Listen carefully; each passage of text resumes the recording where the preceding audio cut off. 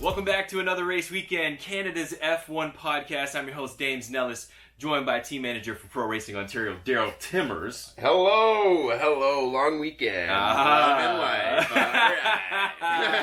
The long weekend-ish. You were working. I was.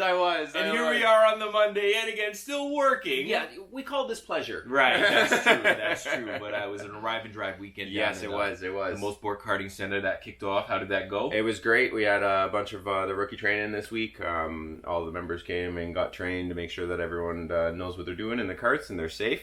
Absolutely. Once again, if you're looking to get on track, be sure to contact Daryl, Pro Racing Ontario. He's the hookup guy. He's got everything you need from arrive and drive karts right up to shifters that can do 200K an hour. If you got the need for speed, this is the guy. With that being said, we're going to jump into some Formula One talk. Before we get into that, please remember you can take us on the go wherever you get your podcasts, wherever you stream those. Just search Another Race Weekend. And of course, on YouTube, that's where we go live. That's where you can watch the show. If you're watching right now, thank you so much. Be sure to like, share, subscribe, all that good stuff. With that being said, Spanish Grand Prix in the books. On paper, you see Verstappen, Perez, Russell. You might raise an eyebrow and say, oh, Russell. Yeah. But it wasn't really that way. In my opinion, this was probably one of the best races out of the 6 that we've had so far in 2022. Yeah. I put this one up there. Definitely. Top 2, top 3 for sure, guaranteed. I think it was a great race. It showed, the pace of a lot of different teams at not just the Ferrari and the Red Bull. It showed that, without the DRS, things kind of get leveled out a little bit more. So it was really cool to see everyone battling up front. To see the mix up with the grid, to see Russell up front, it was really cool to see the differences with what happened at this race this weekend. We're going to talk about Russell, we're going to talk about Ferrari, we're going to talk about Red Bull, all key storylines there. But let's start with what you just kind of said. The DRS levels the playing field. Question for you. Yep. At this phase with the new generation car, does Formula One still need the DRS? I think they do, because still he wasn't able to pass.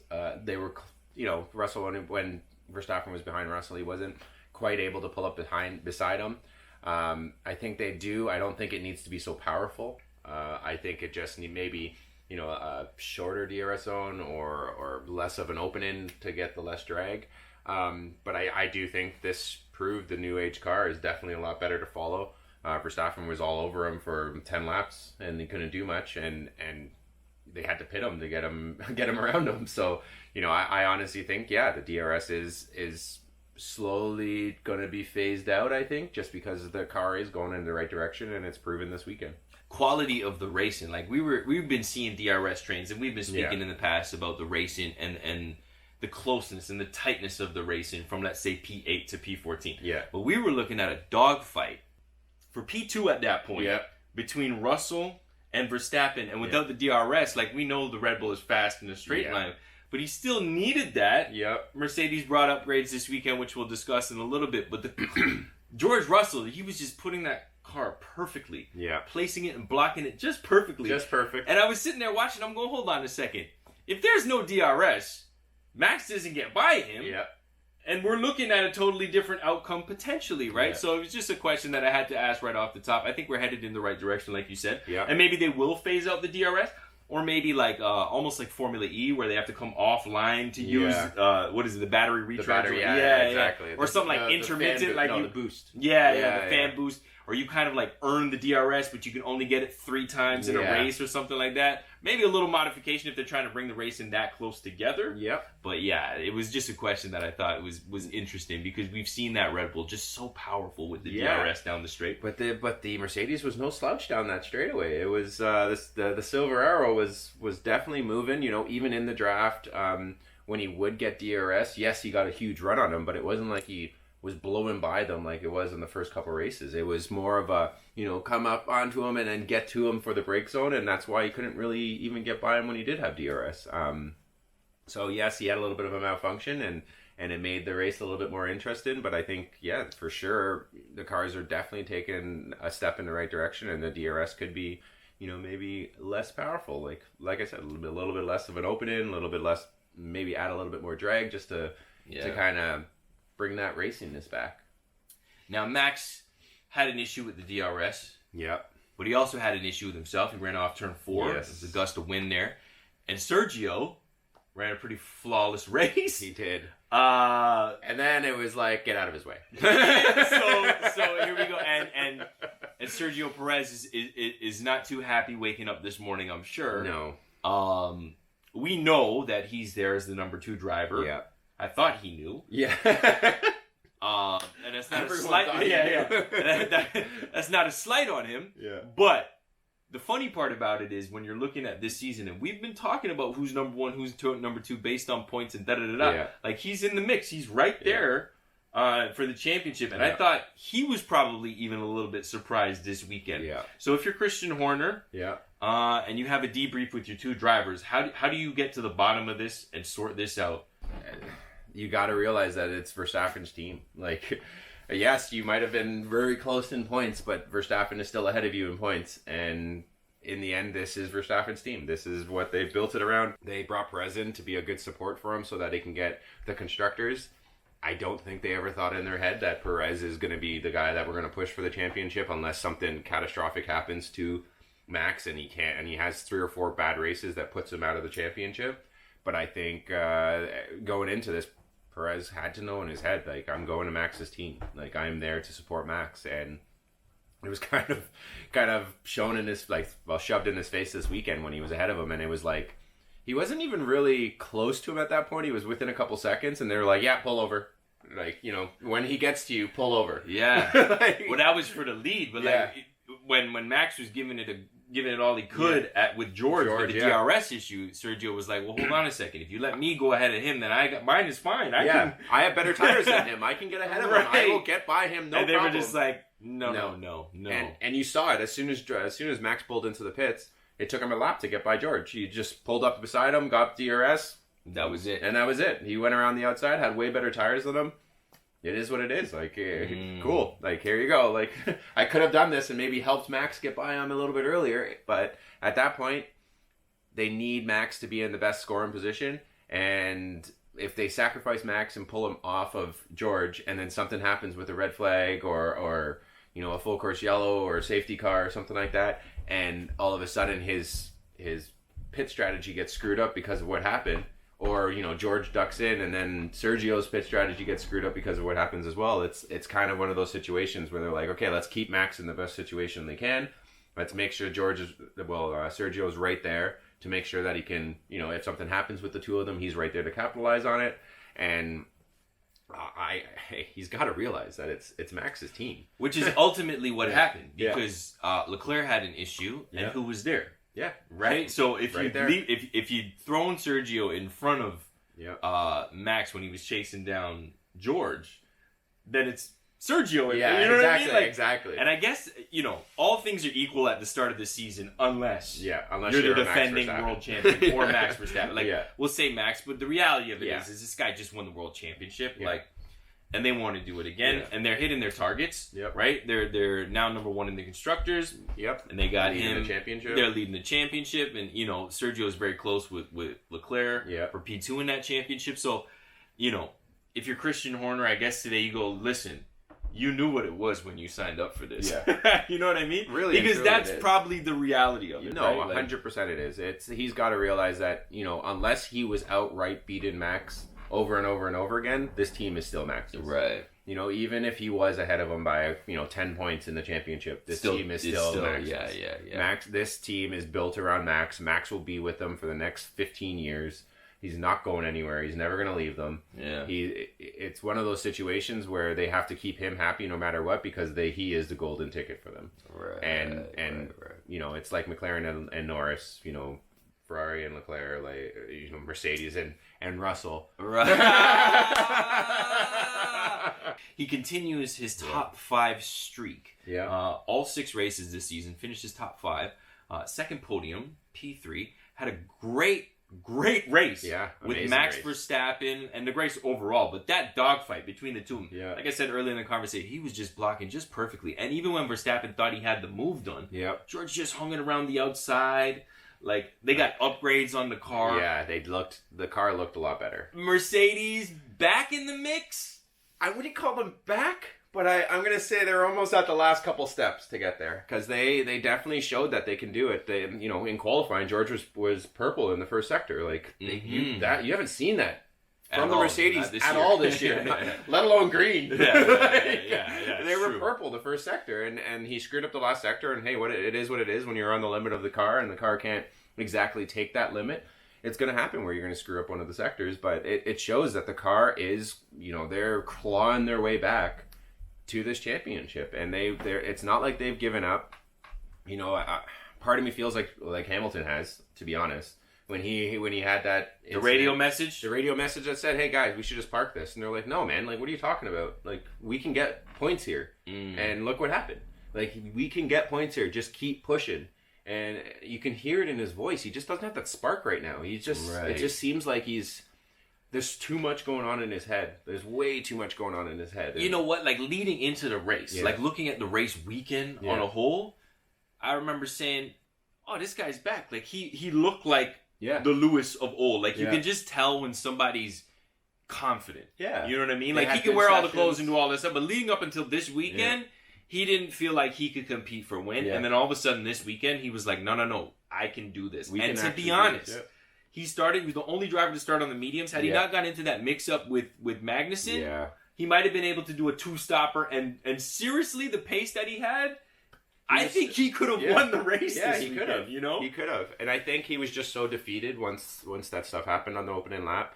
It was a little bit of a desperation move from Meg, I would say. He just hung it around the outside, and it was like, obviously, I felt, when Meg went there, he drove hard in and got beside him, but then at that point, he's going to drop back, and it's like they turned down, and Lewis kind of washed out. It was a racing incident in the end, but, when stuff like that happens, when you have such a high going in, being like, we have a good car, we can do this.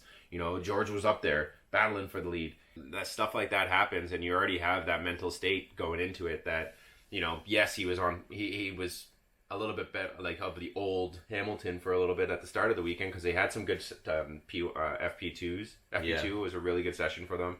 So it showed that the upgrades were really working. They can really get up there now.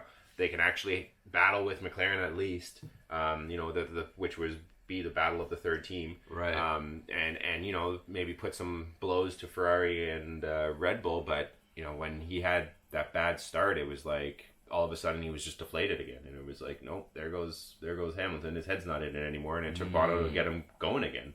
It's like, no, like, you can... Therapist Bono, checking in. And like halfway through the race, he's like, I don't even know where I am. Like, what is going on right now with this race? Where am I? Like, who's around me? And that might have been the best thing for him. Exactly. Because then you just keep your head down, quote unquote, hammer time, and you just he drive. Was P6 at that point. He drove up to P4. Had there not been something wrong with the, I think it was a water cooling issue or something like that, he would have finished in P4, and he dropped back to P19 on lap 1. Yeah. Which is... That's pace. That's good. That's pace. And when he put the softs on, when he came out of the pits after his incident, he was putting purple laps down. Like, he was one of the fastest cars. He had the fastest lap. I think Perez snagged it from him. Exactly. So if he's got to take the positives of this. Yeah, he really does. And at this point, it seems like he's just deflated. And like, no matter what happens to him on the track, how good of a weekend really and truly this was for Mercedes. Yeah. He still acted like it was like a horrible weekend for him. And it was like, this isn't the world champion that, the previous world champion of the past that showed, like, no matter what happened to him, he never gave up. And he had that drive constantly. Here might be the caveat, though. Yeah. He's got a teammate that's beating him right now. And constantly. And he hasn't really had to overcome that, like, even in qualifying. Yeah. Like, even in quali? Yeah. No, it's true. George Russell is the real deal, y'all. He is. This guy is the real deal. I've seen that guy in karts 10 years ago. Yeah. He was racing in Vegas. He was on the team that I was with. And we all looked at this kid and was like, that kid. That's the one. He's going. Like, he is unreal. Like, his thought process, his breakdown of the track when he was 12 years old at the Supernats in Vegas, and he's like, how he broke down everything about how the car works, how the go-kart what it needed, and how it was driving, and his consistency and his thought process on the track. It was just like that kid. He had it. He had it. Everyone knew it. Yeah. And all of a sudden now he's in F1, and it's like, boom, there you go. George Russell is the guy that we thought he was. Yeah, that's the difference. You can walk around a kart paddock and see very quick drivers who podium and ask them technical questions. And they have no idea. And they don't know. They just jump in and they drive fast, right? Yeah. But it's that other component that it's almost like a professional level approach to something grassroots. Exactly. And then it's like, this is what makes the difference. He understands. And we were talking, before the season started, that is it a detriment to have Russell in the team because he's not able to develop the car? But at this point, they fixed the bounce and the porpoising issue, and now they're saying we just need to. Now we can fully unlock this potential. Yeah. And I think next weekend is going to be great. It's going to be Monaco for them because there's not a lot of straight line, nice speedy, and tight, nice tight kind of. And we saw that car be able to defend for a good section of the race, early phases of the race, against the fastest car on the grid, arguably in the Red Bull, and the fastest driver, world defending champion, Max Verstappen. So I'm like you. If I'm in Mercedes camp, I'm walking and I'm going, you know what? This was a great weekend. Yeah, this was great for us. This was fantastic. Yeah. On the flip side, if you're Ferrari now. I think they realize that Leclerc is an actual strong, mentally capable driver, and I think this is just, hey, at this point, it was an engine issue. It's nothing that he did wrong. It's nothing that the team did wrong. It was a failure of the engine. Dust it off. Go to Monaco. He's fast there. He's even on a car that he shouldn't be winning. He was putting it on. Yeah, last year, for instance. Yeah, exactly. Yeah. So, you should go into this weekend knowing that you're a strong team and a strong competitor, and you should be able to win this race. And last weekend's last weekend in motorsports. I always tell the kids I work with, if you make a mistake in the last corner, the last corner, that was the last corner. You concentrate on the next corner. Right. Same thing with the race. You have a bad race, concentrate on the next race. Last weekend was last weekend. You can't change anything about it. You can just learn from it and go from there. And I think right now, Ferrari, yes, they lost the championship lead. It was a bad hit for the points. But they have to realize that they were still leading the points, and this is the first time Verstappen has taken over the points. So, not to mention the car is still reliable. Yeah, we're 6 races in, plus testing, plus all of that. It's had a lot of track time, and you haven't really had any malfunctions to date, whereas the Red Bull has, right? Exactly. And even still, the DRS, it's not a big deal. No, but it still hindered the race a little bit, right? Yeah. On the other side of the garage there, we got Carlos Sainz with another tough week. Yeah. He got caught out by the wind, so did Verstappen, but I wanted so much more for him this weekend. I did. I just wanted him to home have crowd, a clean, home fan, just have a clean race. Yeah. He was looking good in qualifying, with Max having that issue in qualifying, it was wow, okay, he's got a good starting position. He had a horrible start right away. Just horrible start. And then it was just getting worse and worse and worse from that point on. And the wind came and took his sails. That's for sure. We salvaged a P4, but in all seriousness, it was a P5 had Lewis not really went through that. But I don't know, man. Monaco is going to be super interesting because I feel like there are 3 dogs in the fight now. Yep. And then you always got to look at the 2 drivers.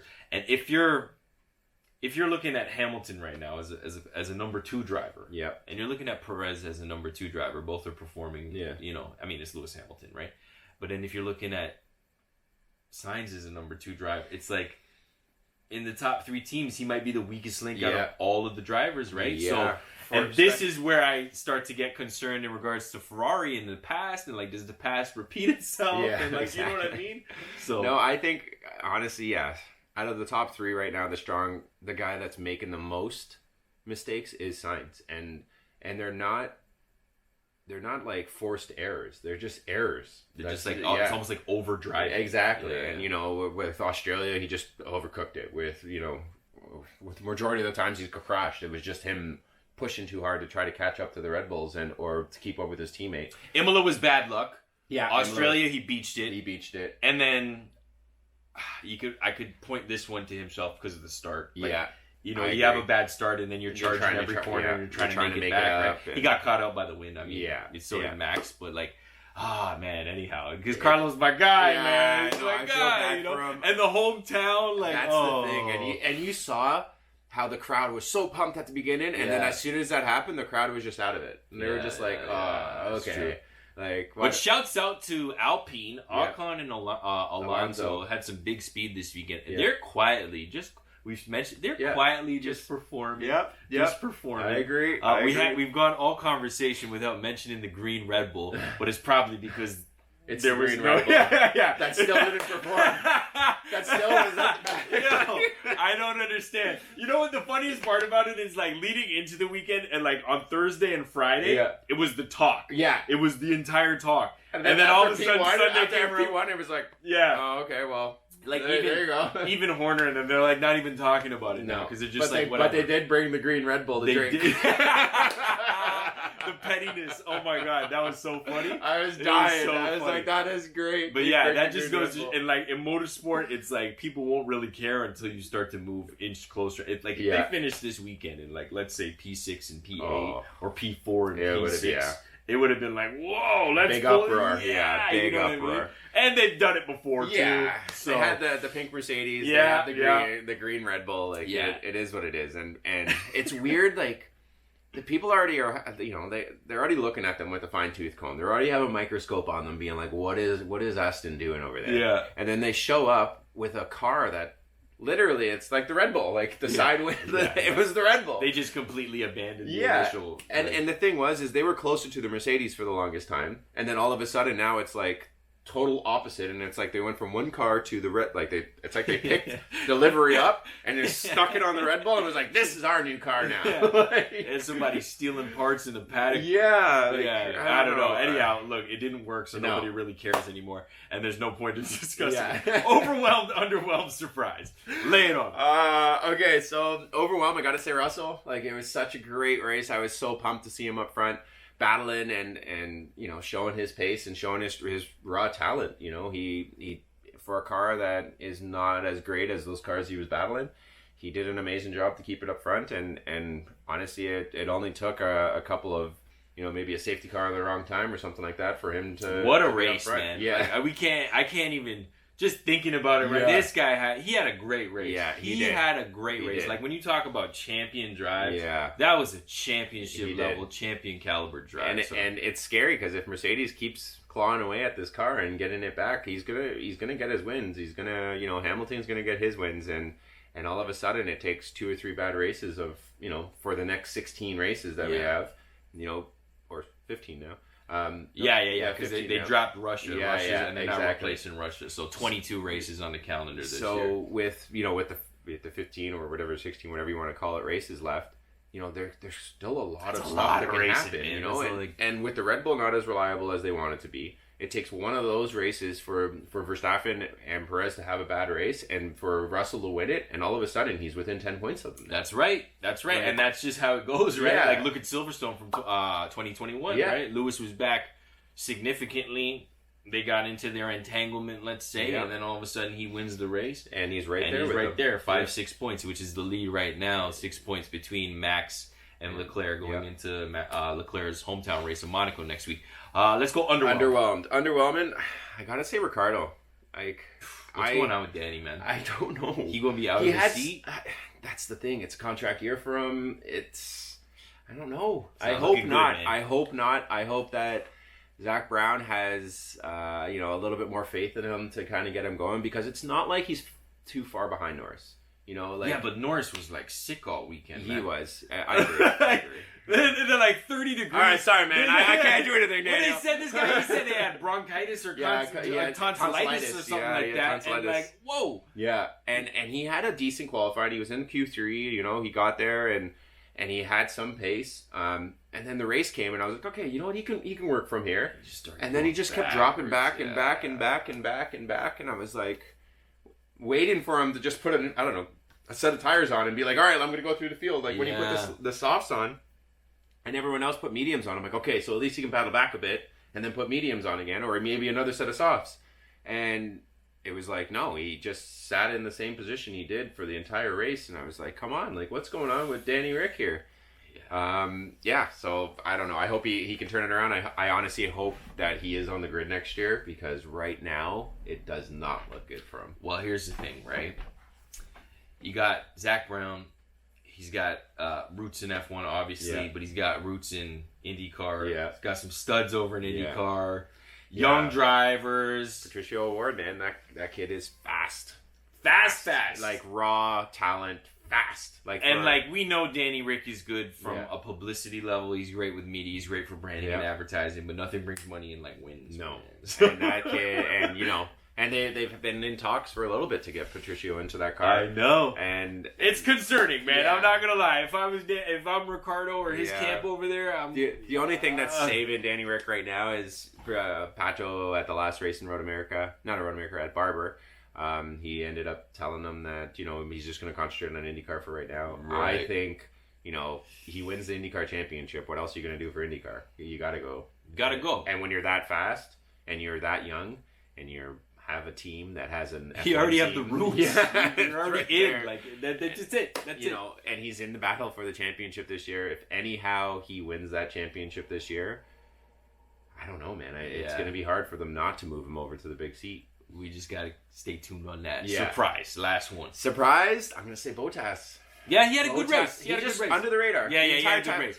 That's two good races. It wasn't until lap 12 when I realized he was in fourth place. Right. I was like, Bottas is there? Like, what the heck? Where'd that come from? Yeah, and the strategy didn't, it was a 3-stop. Yeah, it was. And that's just, they rolled the dice with the 2-stop. And it is what it is. And at that point, with one of those not back marker teams, but mid-pack teams, they have to try anything to try to get those podium finishes and stuff like that out of them. So, and Bottas, he just seems happy. Yeah, he just seems so happy now. He didn't even get the full weekend, and something happened with the car. Was it FP2? Yeah, it was FP2, and he spent most of he came off the main straight. Boom. Yeah, that was it.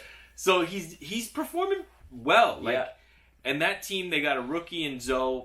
They got him developing the car. The car's fast. Yeah. Right. And you can't really show the potential of the car with a rookie as your teammate. Especially with, you don't know if it's him or if it's the car or what, right? Like, if you have, say if it was the Red Bulls was a mid-pack team and you have Sergio Perez and Max Verstappen and Max is up front and Sergio at the back, that, okay, Sergio's just not performing because the car is fast. Right. But at this point, we don't know if it's Bottas just outperforming the car like something like Russell was with the Williams last year. Right. Or even to this year. Yeah, this year. Because he's been, top 5 every race with every race. And that's dangerous. Yeah, that's very dangerous, yeah. Because now it's showing, he was just creeping into the top 5, just kind of, 30 seconds back, the only time you really saw him was when they did a pit stop and the leaders came back out in front of him. Right. But now it's he's battling. He's there. He's battling for them. He had a lot of camera time this weekend. Yeah, exactly. And that drone shot, they need to get rid of that. They need to get rid of that. It was pointing this way more than the car was God, there. it's terrible. At one point, my wife's looking and she's like, what is that? I know, because they usually have the helicopter. Yeah. The helicopter's smooth. You guys need to just pay the money and have the helicopter. The helicopter, or I think because the drones, they don't want the drones over the track because if the drone breaks, it falls in front of a car. Right. So they have to stay to the side. And it doesn't really work because the drone is it's 45-degree angle. It was horrible. I don't know, man. Don't do that. Unless it's a chase. Yeah, unless it's a chase, and it's right behind the car. Yeah, that would be cool. But no, sorry. Yeah, we're not. Sorry, X-nay on the drone. Well, listen. We look forward to delivering another podcast next week. I think this is the best part of the season because it almost feels like we're not doing enough. No, exactly. But now it's going to be week in, week out, and we get to really analyze stuff. It is about to get hot and heavy. Teams are bringing upgrades, major upgrades, smaller upgrades.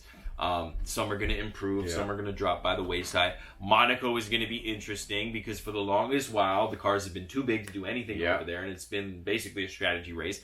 Smaller cars this year, a little bit less quick.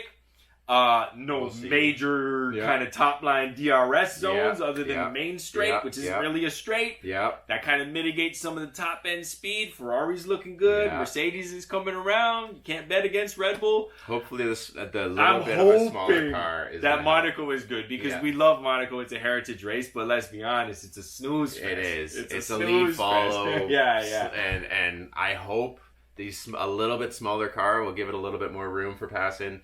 But all it takes, there's really a couple of passing zones there unless you can get a good run or if someone makes a mistake going into a tight section. But I really do hope that this new age car will, because you're a lot closer and a lot on their bumper a lot more, maybe out of the bridge, out of the tunnel, you might see outside passes a little bit more. Right. Where before they couldn't really pull up beside each other. So maybe that will happen. Maybe in turn one, a couple more passes, and we'll see what happens. Well, we appreciate you watching this episode of Another Race Weekend. Keep in mind, on the go, you can stream us on all your digital streaming platforms, podcasts, all that good stuff. Just search Another Race Weekend. And if you're watching on YouTube, we appreciate you so much. And we look forward to checking in with you after the Monaco Grand Prix next week. Have yourself an amazing week. For Daryl Timmers, I'm Dame Snellis saying farewell.